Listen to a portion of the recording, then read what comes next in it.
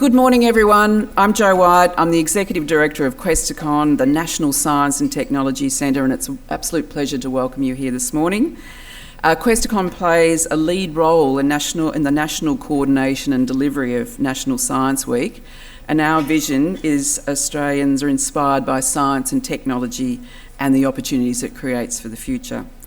I'm absolutely thrilled to welcome you here to Questacon for the official launch of National Science Week for 2025. Which officially runs from Saturday the 9th of August through to the 17th, Sunday the 17th of August. We know it's a festival though, and sometimes goes outside of those times. Just before we jump into all of the proceedings, in case of emergency, the amazing staff here at Questacon will give us directions, and if needed, the bathrooms are just outside the theatre where we'll be going back for morning tea after the event. Now, there are many esteemed colleagues in the audience today, and I acknowledge you and I thank you for joining us. And I especially want to thank Professor Tony Haymet, Australia's Chief Scientist, a Ngunnawal Elder, Aunty Sheridan, and I'll also thank our panellists who are at the front. Thank you so much for your roles today. The Honourable Tim Ayres, Minister for Industry and Innovation, Minister for Science, had very much planned to be joining us today. He was getting excited about the experiment at the end, but he had to make a late pivot. And so yesterday he's made a special recording for us to launch National Science Week today. I also welcome ACT members David Smith and Elizabeth Lee, who are joining us today as well. To begin, I would like to introduce Aunty Sheridan. Aunty Violet is a proud Ngunnawal elder who's got a very close relationship here with us at Questacon, and we're very grateful for her ongoing support and guidance and her generosity which she shares with her knowledge and culture. So I invite you, Aunty Violet, to come to the stage and welcome us to country. Oh, thank you, Dr. Thank you. Appreciate it. Thank you.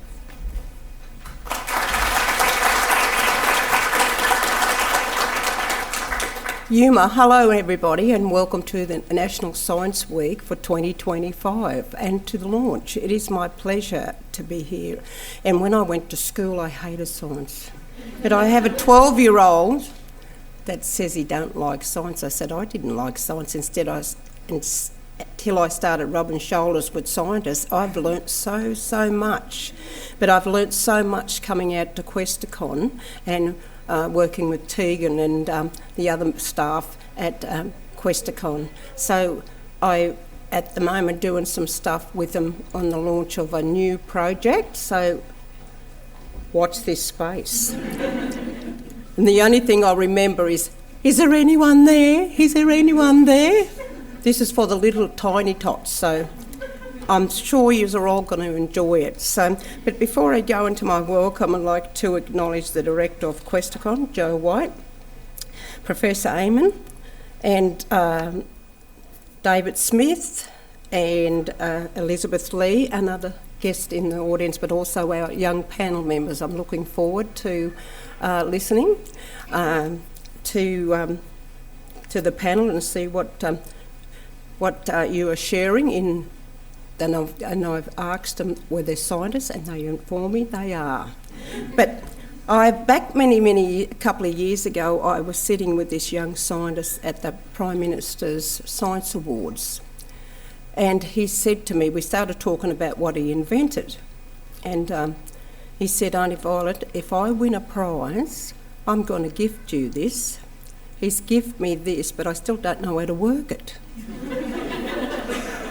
So I might have to go and find a scientist, come back out to Jo and them and say, what is this? I thought it was earphones. And it's not earphones. So it's been sitting there for a couple of years, doing nothing, collecting dust. So I'm hoping to find out what it is and I can use it. So it is my pleasure once again to welcome you to National Science Week for 2025 launch. I stand here in this place where once my ancestors before me practiced culture, raised their families.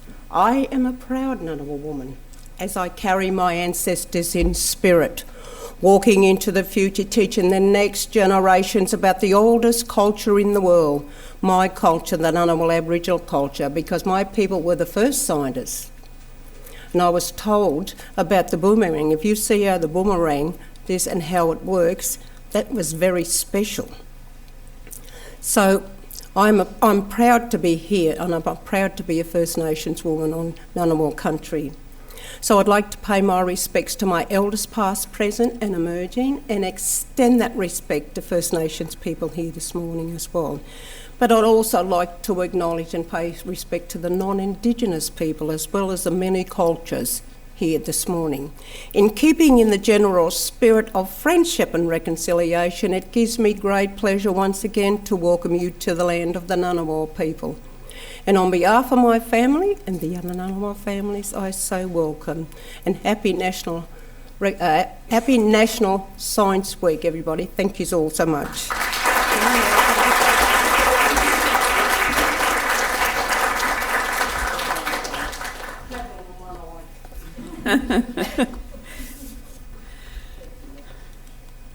Thank you so much, Aunty Violet. We're very happy to see if we can help with those strange headsets. And we're very excited too about MiniQ, but that can wait for a little bit later. But it's a very exciting project with you. So the National Science and Research Priorities, which were released last year, included a priority to elevate First Nations knowledge systems. And I'm actually so delighted to report that across all states and territories, there are First Nations knowledge events registered for the 2025 National Science Week, which is fabulous. And this is a special week. This special week's an opportunity to celebrate Australia's science and innovation and engage all Australians in science. Today we'll have a wonderful panel discussion with our expert speakers talking around the theme of innovation and the future opportunities in manufacturing. It's a topic that is central to embracing a future made in Australia and improving productivity and wellbeing.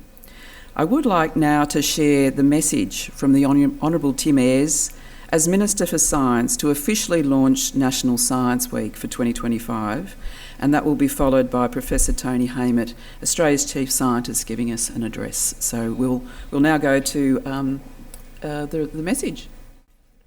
I am absolutely delighted to be launching National Science Week 2025, Australia's annual celebration of everything science and technology. I'm very sorry I'm not there with you all, but very pleased that my colleague David Smith, the member for Bean, is in attendance. He does so much in the ACT to promote and support our national capital's key institutions. Every year, millions of Australians attend National Science Week events and activities around the country, cultivating curiosity, excitement, and often leaving them with an enduring interest in science. This year, more than 2,000 activities and events are registered to take place all around Australia during National Science Week, covering everything from space farming to dark matter, eco-forensics to top-end biosecurity. All of these events are integral in promoting and encouraging interest in science, in technology, engineering and mathematics, and communicating their relevance in everyday life. As Minister for Science, I'm completely invested in elevating the role of STEM in the community, in particular for girls and boys studying at school now. Good, fulfilling science and technology careers are vital to making a secure, more resilient and productive Australia. When we put scientific and technological discovery together with core Australian values, fairness, decency and the dignity of work, we create a better Australia that delivers better living standards for all. A stronger Australian science sector is key to improving productivity and wellbeing and to building the capabilities of the Australian workforce as we prepare for the industries of tomorrow. It was only last week that Gilmore Space Technologies attempted the first launch of an Australian-made rocket into orbit from Australian soil. Achieving some brief flight time was a promising first test. It's rare in the space sector for first launches to reach orbit. It's part of the innovation cycle, which involves experimenting, analysing failure, testing, learning and building on initial achievements.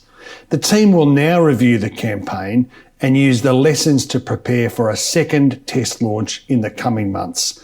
That's the resilience of modern Australian science. Just getting to the launch pad, let alone liftoff, is a real success. Moments like these help our mission to inspire the next generation of Australia's STEM workforce. As Australia looks to the future, Questacon continues to play a critical part in the national effort to build a scientifically engaged Australia and that next generation of skilled workers in STEM. There is no better place than Questacon to be hosting today's launch, and as I said at the outset, I really wish I was there spending the day with you today. Building the high-skilled workforce that Australia will need to staff its future industrial capacity in advanced manufacturing, clean energy and critical minerals processing, for example, entirely depends on our efforts to inspire wonder, critical thinking and a love of STEM in boys and girls today. All of us, government, businesses, researchers, universities, schools, public organisations and community leaders all around Australia have a role to play in that effort. I want all of you to find a local activity or virtual event and get there and engage with it and promote it right through National Science Week. This is a big week for Australia. I'm really looking forward to watching it unfold. Well, hello everyone. Happy National Science Week. You probably think every week's Happy Science Week for me, and that's almost true. Some weeks are Engineering Week and STEM Week, but it's a great week. I'd like to begin by acknowledging the traditional custodians of the lands on which we meet, the Ngunnawal peoples. I pay my respects to their elders, past and present. And I also recognise the Indigenous knowledge systems that Aboriginal and Torres Strait Islander peoples have built up over tens of thousands of years. I acknowledge Indigenous people who are here today. Elevating those knowledge systems is one of Australia's 5 national science and research priorities, and it's really important that we keep that goal in mind. And later on this year, it's going to be a great pleasure to be with the Minister for Science and indeed the Prime Minister when the Prime Minister awards his first Prime Minister's Prize for Indigenous Knowledge Systems. I think that'll be a highlight in the journey of Australian science and recognition of the people of Australia. It's great to welcome politicians in the audience. Thank you for coming. And let me welcome future politicians in the audience. Please do your science degrees and engineering, but some of you will be lucky enough to end up in Australia's Parliament. I certainly hope so. Whether it's at a school fair or a walk in the national park or a museum visit, I encourage you to discover how science is being celebrated in your community. Now, I'm told there's another big event happening in Canberra in a couple of weeks, the Treasurer's Economic Reform Roundtable, focusing on productivity. I mention that because it's a reminder of how science drives not just discovery, but also prosperity. Ahead of the Treasurers Forum, I took part in a roundtable, along with other people here today, and my colleague Doug Hilton from CSIRO, for example. We took part in a roundtable on Friday, organised by the Minister, the Honourable Senator Tim Ayres. Insights from that discussion, I'm sure, will be fed into the forthcoming Economic Reform Roundtable, led by the Treasurer and the Prime Minister at Parliament House. It's a timely reminder and opportunity of to establish how science can help to supercharge productivity. Science can drive our leadership in clean technologies. Science strengthens our sovereign manufacturing capabilities, enabling us to make more things here in Australia. And it can boost our delivery of high-value, knowledge-intensive goods and services. And it provides the tools to protect our economy and the biodiversity that underpins our economy. In fact, science is a key building block in all 5 pillars of the government's productivity agenda, and it's a vital part of the Future Made in Australia initiative. But to realise these goals, we need a scientific workforce to help us get there. So I urge you to consider the many exciting careers in STEM, science, technology, engineering and maths. We need people with all those skills across our economy because they are essential to Australia's future. And this week is a great opportunity to learn about the exciting places you can go in life with STEM. Having spent my own life in science, I know it's a team sport, and I certainly didn't get here on my own. So I'm sending a shout out to the people who are nurturing the next generation of Australian scientists. Among others, that includes science teachers, the parents and carers who help with homework, and the workplaces that make time for STEM students doing work experience. Ever since I was a teenager, working at the gasket factory, science has been a wonderful and lifelong adventure. Stimulating, challenging, sometimes unpredictable, and deeply rewarding at a personal and professional level. Now, I had somewhere else to be today, but you're more important than that. That meeting was in Sydney, in the Climate Change Authority meeting, and this is our final meeting to decide the targets that we'll recommend to the government. So that was a pretty compelling reason to be in Sydney, and I'm very pleased to say that we made the right decision to be here. I do hope that you'll forgive me if I slip away at 5 to 11 if the panel's still going, because I need to put my oar in the water of what Australia's targets ought to be. I hope you understand that. And I hope in this week and in every week to come, you will keep in mind the great value of science and the great places it can take you. Thank you.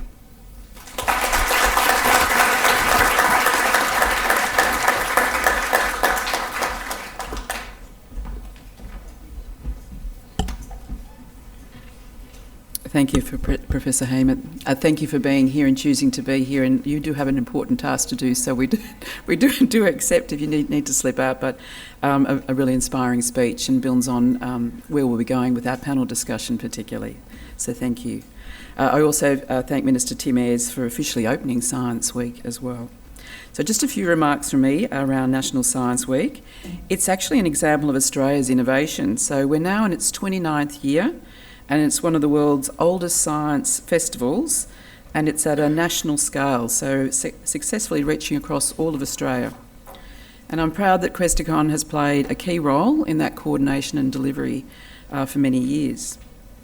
One of National Science Week's strengths is it's a ground up, it's community driven, and it's a fabulous celebration of science with the states. You'll see this happening across the country, the states and territories holding their own launches and special events in the lead up to the opening. Event organisers around the country choose to share science in ways that work with their own communities and what their communities want. These event holders are supported by the Inspiring Australia Network, who work on ground around the country all year to enable and grow event holders' skills in science communication and engagement, and we're enriched for it. Last year, over 3 million Australians participated in National Science Week, with over 2,000 registered events across the country. It's pretty phenomenal, really. So this year, the excitement of this year so far is that we've actually broken the record. The record was set in 2017 for the most recorded events, which was 2,157. Making this year we're actually over 2,200 and making it the biggest National Science Week yet in terms of events registered. Woo, it is exciting. Give it up. And Alice and the team, we know more are going to keep being added, so that number is going to keep growing. So as Minister Ayres says, it truly is a big week for Australia. I'm especially proud too that last year 88% of events were free and 50% were outside major Australian cities, so it's reaching across the country. 65% of people who participated in Science Week last year did not consider themselves highly engaged in science, so that's a good number. This means it plays a real and vital role in driving pride in Australian science and encouraging broad community engagement in science. And by revealing the science behind the things people love or their impact in their lives, Science Week invites all to be part of science and not just observers of it. So National Science Week is a key opportunity for STEM professionals to share and engage with people and about their work. Australians are the proud inventors of an incredible range of technologies, and we continue to be at the forefront of innovations in cutting-edge science, like the leading work we'll hear from our panellists shortly. With that as the kind of the backdrop, I'm now going to take us to the panel discussion, and I'd like to introduce each of our panellists, invite them onto stage, and we'll explore the opportunities in science and manufacturing, an inspiring topic as we kick off National Science Week, and a lovely point of connection to Tony's presentation. So, to begin with our panellists, I'd like to introduce Dr. Angeline Arachia, who is, I found a food scientist. Angeline is a global agri-food innovation leader and a systems bridge builder who has scaled more than 1,200 agri-food solutions to market. That's an amazing number, 1,200 to market. Wow. With a fierce focus on sustainability, profitability and collaboration, she's transforming how we feed the planet. Amazing. And co-creating a future where food is nutritious, systems are circular, and innovation creates lasting impact. Wow, can't wait to hear more. Welcome. So we're now joined by Associate Professor Shannon Kilmartin-Lynch, who works at the Monash, as part of Monash University. He's a proud Toongarang man and eco-engineer. Shannon fuses Indigenous knowledges with cutting-edge science to revolutionise sustainable materials. He's worked transforming coffee, and I think there is a bit of coffee waste in Melbourne, isn't there? People love their coffee. Into stronger, greener concrete is redefining how we care for country, build resilient and low-impact infrastructure. Incredible. And then Grace. Grace is going to join us. Grace... Sorry, Shannon. Grace Lethleen is a chemical engineer and also has a degree in immunology, so combining lots of interests there. She's an inventor, a commercialisation expert, digital health champion, and Grace brings these breakthrough medical technologies to life. Her mission? To fast-track innovations from lab bench to bedside, invention to impact, making sure Australian discoveries truly change lives and industries. A powerful panel. Welcome. So I'm going to join the panel now.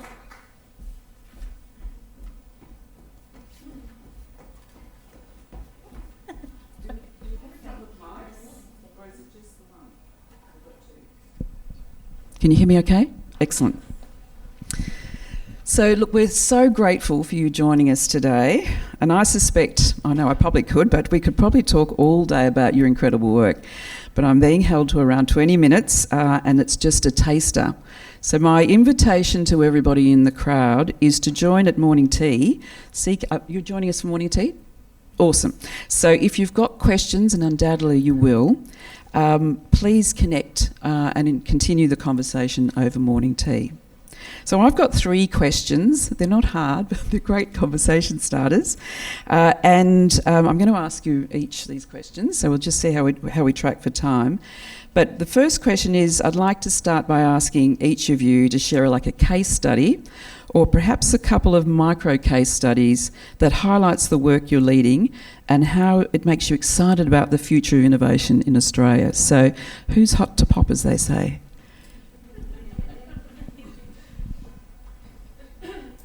Angeline. Oh, good morning. Can you hear me? Excellent. And happy Science Week to everybody and to my fellow panellists as well. Great to be here. Fantastic to be here representing agri and food, which is, who loves food in this audience? Me too. So I'm really, really pumped to be here. One of the things I guess I wanted to kind of talk about that I'm excited about, and I do wear a number of hats. I currently, after a career in commercialising more than 1,200 innovations to market around the world, I'm now on a number of boards, but I do get to do some very fun roles. And one of the things that I describe myself is being a commercial and science bridge builder. And what I mean by that is, over the years, I've seen lots and lots of great research and science and technology, but it doesn't connect very well to the market. And I come from a very commercialisation lens, so there's obviously impact, but there's also what needs to get out to consumers who are either eating it or they're using a product or a process or a technology that makes their life better. And actually yesterday I was telling my fellow panellists I spent one of the roles I do is I'm a senior advisor at Beanstalk AgTech, and we're currently working on just a little problem we have in our country, which is how do we solve for the future of droughts? Just a little tiny problem, right? So, there I was, we were walking through about 30 odd applications that had come from fantastic researchers and scientists around the country, as well as entrepreneurs. And one of the big challenges I've seen over my career is this great research that sometimes does not land to commercial reality in a way, and it goes into what's called a valley of death. And there's naturally two valleys of death that always happens, but I'm going to only talk about the first one today. And the key point in there is what we're doing is, rather than just nurturing them as startups, we're actually co-building with them and creating new ventures. So we're trying to build companies.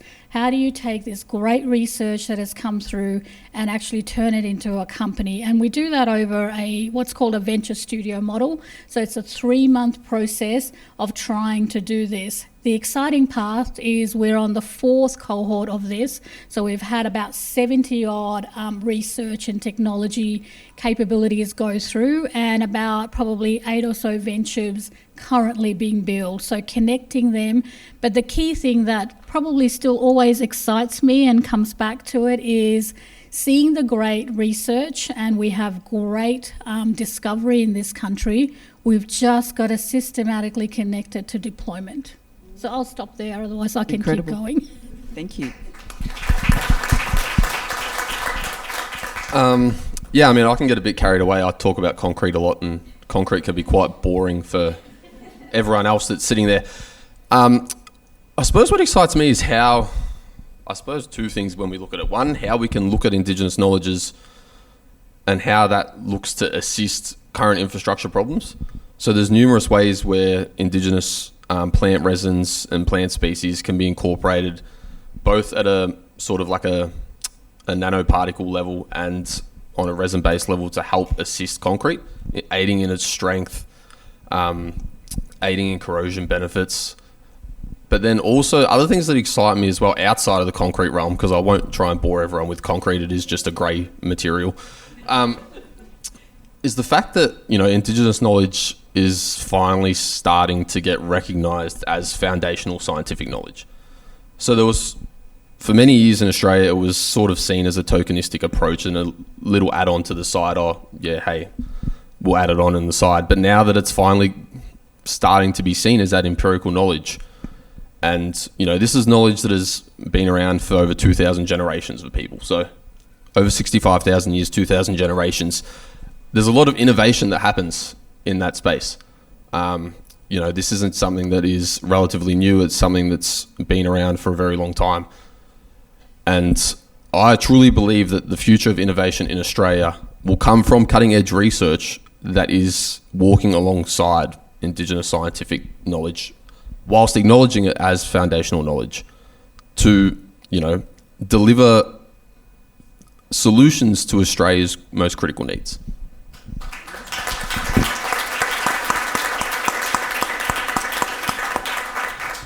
Beautifully put, both of you, and I can't wait for the morning tea to chat about all this, and also all of you also are sitting on incredible examples and case studies, I'm sure. And I'm co-founder of Anthealth. We've supported over 1,000 digital and connected health innovators to get their product into patients. So, which ones do I pick? But first pick 2 really quick ones, because they're 2 good examples, I think, from different perspectives. And the first one is Baymatov, and that comes from a journey of personal adversity that turned into a product. So Sarah McDonald, she was giving birth to her second child. It was a really traumatic birth. She was happened to be a mechanical mechatronic engineer, but also a mother. And she was like, this is ridiculous. She thought there was not enough information at the time going to the doctors to help her in the situation. So she's built a sensor system that is worn by mothers that uses AI to predict postpartum hemorrhage, before it happens, obviously.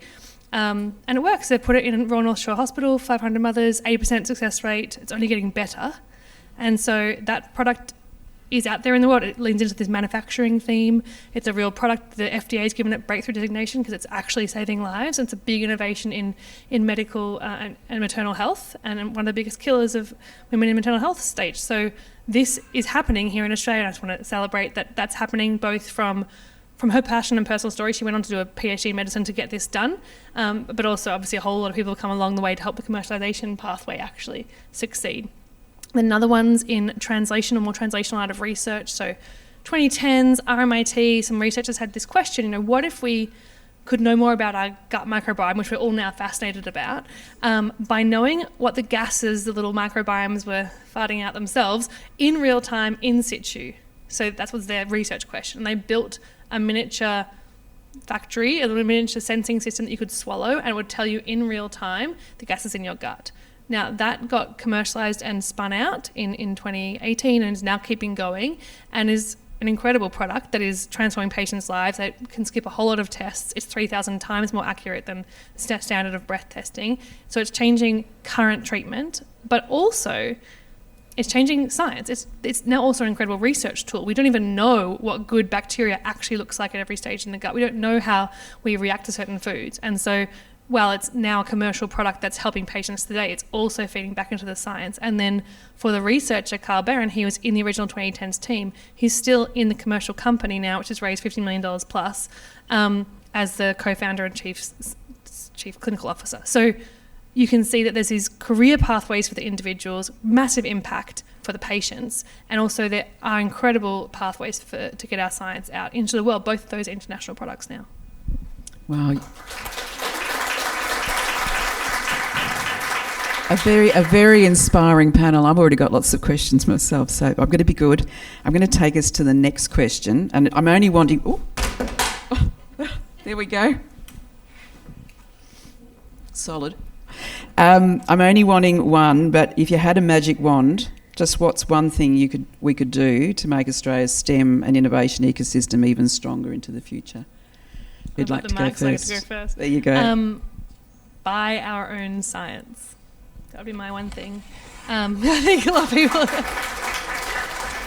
Various industries have various mechanisms for doing this, quotas and that kind of stuff. I'm all for it. Various countries have various mechanisms in our space. Both those innovations I mentioned are not going to benefit patients first. The US is going to get them, and then probably Europe. And that's just because we don't have payment mechanisms here. And they exist and they're possible, but we just don't have them. But I've got plans, and I'm happy to help. Awesome. I guess my thing goes back to as well, like we've mentioned twice today, that the Australian government prioritised Indigenous knowledge systems within its scientific research priorities. My one thing would be to better protect that, so it allows more confidence, I suppose, for Indigenous scientists and researchers to actually bring the knowledge to the table. Because historically, STEM is a very extractive area when it comes to research, when it comes to knowledge. And especially in Australia, like that has been pillaged and taken for granted for a very long time.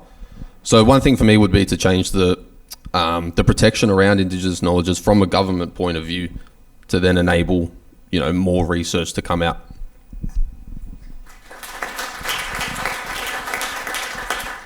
What great ideas. How do I follow? But I do have one.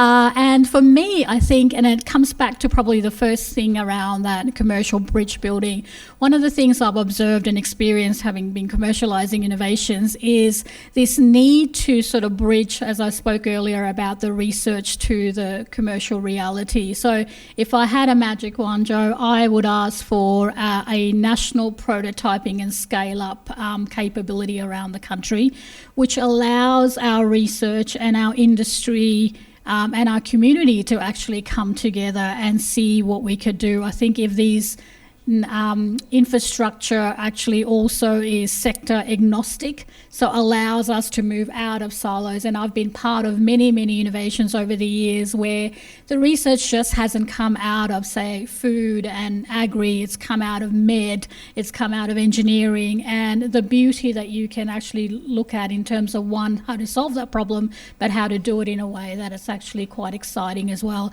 And I think having that kind of infrastructure will help us actually get speed to market, which is very important. So rather than sitting there with 7 to 10 years trying to commercialize something, you could probably cut it by half. It's not a hypothesis, I've seen it done in other things that I've done. So that would be my big wish list if we could have one. Yeah, terrific. Well, a great range there, and I think we've probably got some people in the audience who might be able to help with policy issues or those sorts of issues, so hopefully all listening in. And look, I've got one final question, and we are obviously at the official launch of National Science Week. So what benefits do you see in communicating your science and engaging the wider community in your work? I might kick it off. That's a very polite panel. So for me, I think, no science is there without the people who will actually use it, and that is the community, the humans that we actually make, and every Aussie that we try and make their lives better in. And I say this through experience, whenever we haven't engaged, we've actually failed. And that's from my experience, right? So how do you actually interweave that communication? Not right at the end once you've done it and it's a ta-da, it's never that. It's actually how do you co-create? So in my world, it's co-creating with farmers and researchers and industry to bring something to fruition. So whether that's robotics on the farm to improve productivity, or we're looking at how do we bridge between Indigenous knowledge and quantum, for instance, or how do we solve for food waste, where we waste 40% of our food in our households today, right? So all of that takes community. And I think the other thing is really important is building trust, and that works through communication. It works through when you bring people early on their journey. So these are probably two big things that I've learned. While I've got the mic, I think my one ask would be also is, in Australia, we don't have an innovation problem. I really think we can leapfrog and be the speed to market, test market for the world if we set our mind to it. And it's going to take courage. So my question is, do we all have the courage to step into that?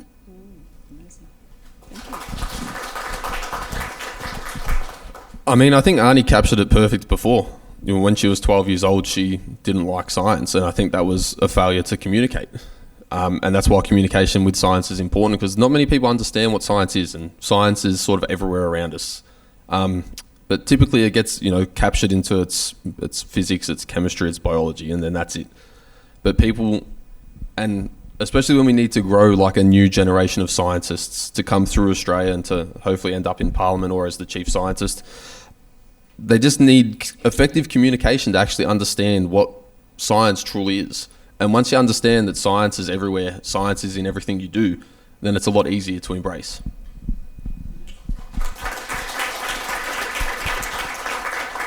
Yeah, I think exposure. Like, I had never met an engineer when I was at school. I'd never met a female engineer until I was in year 11. I didn't even have engineering on my applications university list. And then a science week event happened at my public high school, and I was like, I want to do that. Oh. So, yeah, now I'm like sad about it. So it's really powerful, like this, but when we go out to the schools, it's incredibly powerful. Sorry, now I'm... Oh, I feel like giving you a hug. You set me up. I can give you a hug. You might set me off. We can have a hug in a minute. I just think you're also incredible in the work you're doing, so inspiring, and even those little snippets that you've given and those insights just in that short amount of time are just so powerful. So I do encourage everyone, if you've got questions and want to continue the conversation, catch up over morning tea. And I really thank you for your time and for being part of National Science Week launch. Incredible. So let's give it up for Angeline, Shannon and Grace.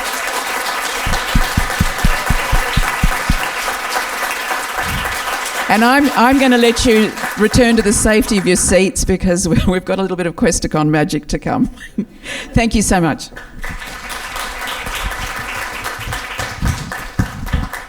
That's not my best angle.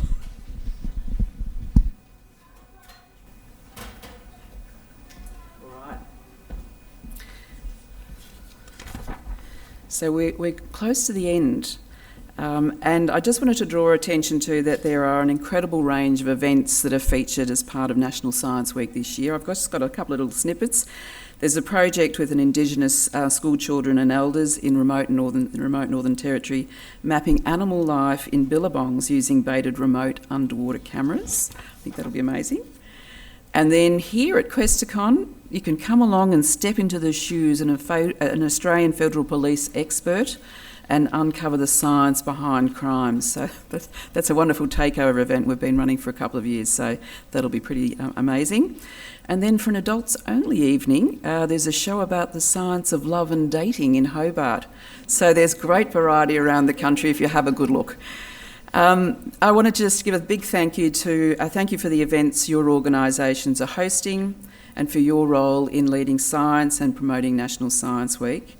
I also want to thank my incredible team here at Questacon for all your work in coordinating National Science Week, looking over there and around, and today's launch. I extend that thank you to the Science and Technology Australia team who've been working with us in organising today's launch. And I particularly want to give a shout out for Alice Ryder, who is the National Science Week manager. Down there. She's making the magic all happen, but she's been working incredibly hard, so we really value and treasure you. So we're almost at the end, and we're going to conclude today in a very Questacon way with a science demonstration. I can't completely predict what's going to happen, but once it's finished, you're most welcome to come to the stage for a fantastic photo opportunity. Otherwise, once it's finished, we'll move out from here to where we were earlier and have enjoyed tea and coffee and networking outside of the theatre. And I've got a special request just as I hand over to our fabulous team members, Alice and Pat, to guide us through the demonstration. There'll be a countdown of 3, 2, 1. And when we get at the end of the countdown, I want us to all call out Happy National Science Week. All right, over to you, Alice and Pat. Thank you. All right, first things first, is my microphone working? I'm going to stand away from that one so I'm not bouncing into both. Thank you up the back there, I appreciate you. My name is Alice. I am an excited particle or a science communicator here at Questacon, and this is my lovely assistant, Pat. Now, it is an absolute privilege to be here. I'm so excited, and we are launching National Science Week. That's right, isn't it? I don't understand. Okay, we're doing science all the time. Yeah, actually, the chief scientist is talking about it every day. Yeah, we're doing science every Science year, day for him. all the time. Why National Science Week? Every day. Every minute. Every second. Every nanosecond. We could go on and on. So why a week? I don't get it. Okay, so I think, and please, we've got people out there who understand a lot more than me. Yes. Let me know if I'm wrong here, but science is happening every day, everywhere. Yes. To have a concrete example. Sorry. All right. We need science. We need science to live our lives, to keep alive and keep doing these things. So because we need science, let's Can we do some science? Yeah, we can do a little bit of science. I'm going to turn this off. This is echoing. If you can't hear me, let me know. I think I'm loud enough. All right, okay. All right, okay. There might be people though who are videoing us. In which case, you might just go like this. Science is everywhere. I know, science is everywhere. And it's just like the air around us, okay? Oh, yeah. We don't really notice it every day. I can't see it. All right, but it's here. We share it. It's all around the world. Okay. We use it. So let's do an exciting demonstration. Can we do an air demo? Let's do an air demo. Yes. Okay, now, it needs to be big. it has to be Huge. Very exciting. It's National Because Science of this, Week. We try to outdo ourselves every year. Yes, Okay, you people in the front row, I'm so sorry. What I need you to do, though, is you notice I've got these on. These are really good to protect me. I will be fine. These are because I'm going to be using my hands at the same time, and I won't be able to do this. However, you, please let us know if you can't do this. We can get you some of these, but especially the first 3 rows, cover up and explain to this gentleman here how this goes so he doesn't get too scared. All right. Okay. All right. So when I put these on, you do this. Does that make sense? All right, because this... I'm excited. Okay. I'm very keen. All right. Huge. Very exciting. Huge. Okay. Whenever you're ready, Pat. Big, exciting, very exciting, cool, big, exciting air. Cool, big, exciting, cool.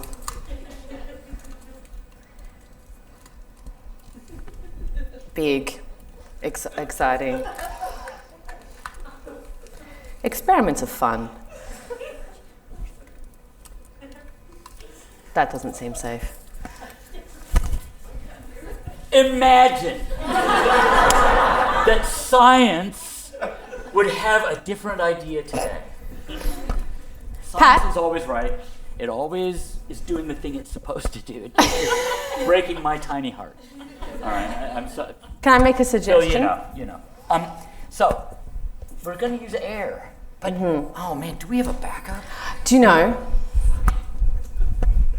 See, the air pushes out of this tiny little, see that little hole? All right, and the air then moves air and it becomes low pressure air. And there's this guy named Bernoulli who said that things came in here, and then this guy named Coanda who said when it hits this tiny little, it sticks to it. As a woman in science, I just wonder if you could hear me for a minute. We rehearsed this. No. This might work better, bigger, more exciting. I trust you, Alice. Thank you for saving me. This is like this weird fairy tale. It's good. Now, we could do this. Okay. We could do this experiment. But I think for National Science Week, what we want is somebody who's pretty big in science. I don't know if you've noticed, not only is National Science Week great for focusing our attention on science, but Pat and I also need to be focused on science, or this will happen all day. We could continue. We did it yesterday. So, I would like to have a volunteer. Jo, can you help us, please? Excellent. Round of applause for Jo. Thank you, Jo. All right, so all those things, air, scientists, launching. All right, cool. Good. All right, now Jo, safety first. These will look really good with your suit. Again, this one is going to be louder. Fabulous. In a moment, what is going to happen, Jo, is I'm going to turn this on. Yeah. And you're going to help us propel National Science Week on a national setting, maybe even a global setting. Do we have a pun? Fabulous. And who's going to count us down? Everyone here will count us. Everyone here will count. I'm not seeing enough nodding. Yes, good, fabulous, excellent and work. After we say it, then cover ears. Right. Safety. All right, National Science Week, cover your ears, and then, excellent, okay, ears are covered? Getting there. Good job. Fabulous. All right. 3, 2, 1. Happy National Science Week! There you go. It's been launched! Yes!